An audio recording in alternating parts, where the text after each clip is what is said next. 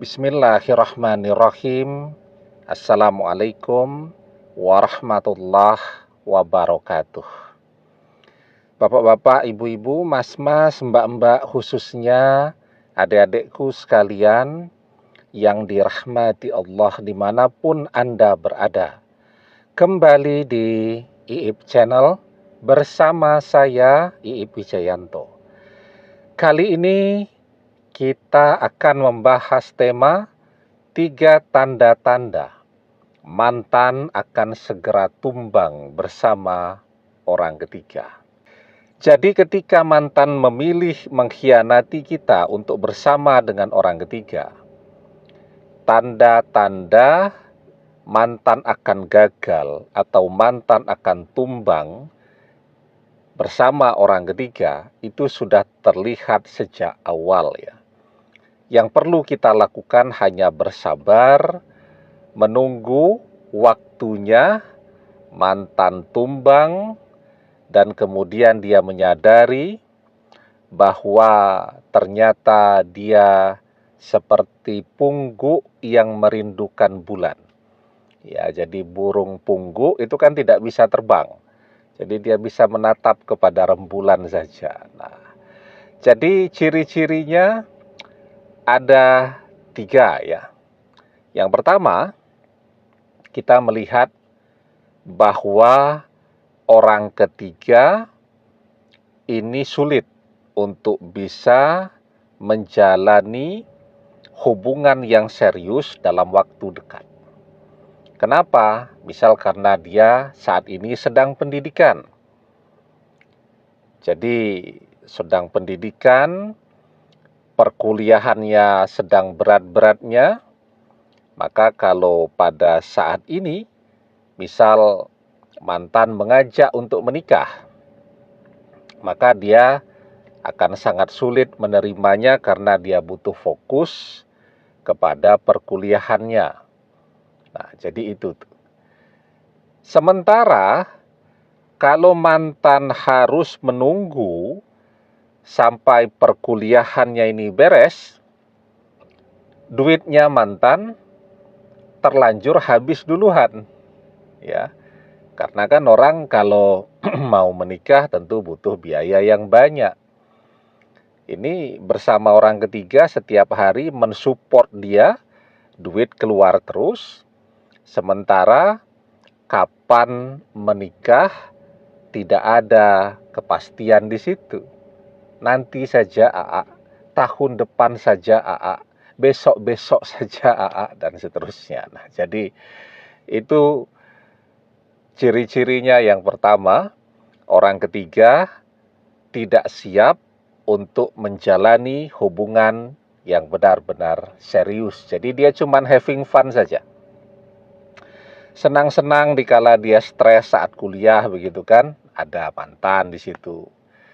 Antar jemput lumayan kan, daripada keluar bensin, ada yang traktir makan, ada yang ngasih uang jajan, ada yang bantu SPP kuliah, ada yang membayari pulsa telepon dan seterusnya kan lumayan tuh. Tapi kalau diajak untuk sesuatu yang serius, hubungan yang serius, dia akan menolaknya. Kemudian yang kedua, orang tuanya, orang ketiga, itu sejak awal juga sudah tidak respect kepada mantan, tidak setuju dengan mantan. Entah karena mantan misal sudah punya istri, ya, kalau orang ketiga ini wanita, mantan adalah pria yang sudah beristri. Atau mantan adalah pria yang sudah beristri dan bersedia untuk menceraikan istri tuanya demi orang ketiga.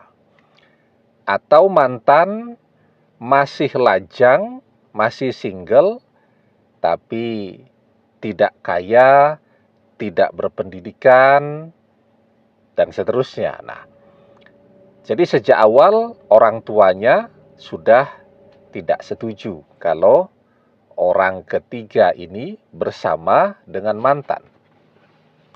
Kalau sudah orang tuanya itu tidak setuju, isinya perjalanan kisah cinta mantan dan orang ketiga tiap hari pasti bertengkar terus tuh. Ya, mantan kecewa karena dia tidak diterima oleh orang tua orang ketiga, sementara kan orang ketiga juga mendengar orang tuanya dimarah-marahi terus, ya di depan dia, dirasani terus begitu, ya dia emosi juga. Nah, sehingga yang terjadi adalah pertengkaran terus-menerus setiap hari, dan itu akan mempercepat terjadinya perpisahan. Kemudian ciri-cirinya yang ketiga, orang ketiga itu usianya terlalu belia, terlalu muda, gapnya, jaraknya dia dengan mantan itu sangat jauh. Ya, misal terpaut di atas 5 tahun itu. Itu kalau sudah bedanya di atas 5 tahun saja itu sudah cara berpikirnya sangat berbeda. Mantan berpikirnya untuk serius, untuk menikah. Orang ketiga berpikirnya untuk having fun dulu, senang-senang mumpung masih muda. Mantan berpikirnya untuk menabung, orang ketiga berpikirnya untuk belanja. Ya. Kemudian mantan berpikirnya untuk bekerja karena duit keluar terus nih. Tidak bekerja, income dari mana? Sementara orang ketiga berpikirnya kalau pas waktu senggang pokoknya rekreasi, jalan-jalan, piknik, belanja-belanja, dan seterusnya. Nah, jadi ketika jarak usia itu cukup lebar, itu juga akan mempersulit ya untuk bisa bersama. Karena tadi mantan merasa dirinya sudah tua, sudah tidak waktunya lagi untuk main-main, dia pengen serius, sementara orang ketiga belum mau dengan itu. Nah, sehingga kalau ada 3 ciri-ciri ini, cepat atau lambat mantan akan tumbang. Artinya mantan akan menyerah ya bersama orang ketiga. Kenapa tumbang? Ya karena ketika perpisahan itu terjadi, bisa jadi mantan betul-betul sudah tidak punya apa-apa karena semua tabungan keluar tuh. Ya untuk membuat orang ketiga agar mencintai dia. Tapi ternyata yang dia dapatkan tidak ada. Ya, yang dia harapkan orang ketiga akan mencintainya, orang tuanya akan menerimanya, tapi ternyata dia tidak mendapatkan apa-apa ya. Udah begitu nanti karena capek ya ngejar-ngejar orang ketiga terus jadi sakit-sakitan, jadi kurus kering, dan seterusnya. Dan begitu mantan tumbang nanti ya orang ketiga juga tidak akan peduli dengan apa yang terjadi dalam kehidupan mantan ya. Nah, jadi sekarang yang paling penting ya ketika mantan sedang sibuk banget nih ngejar-ngejar orang ketiga, ya kita pun harus menyibukkan diri. Ya, kita sudah lihat tuh ciri-ciri orang ketiga seperti itu, artinya menunggu waktu saja kan mantan dan orang ketiga akan berpisah. Mantan akan tumbang dan menyerah. Nah, tetapi juga jangan sia-siakan waktu kita. Jadi waktu kita harus kita maksimalkan ya, untuk bekerja, untuk mencari nafkah, untuk membangun fondasi masa depan kita ya. Karena apa? Karena kalau kita mencintai mantan dengan ciri-ciri orang ketiga seperti ini, dan kalau memang kita masih mau menerima mantan kembali, ini mantan yang kembali ini adalah mantan yang bangkrut.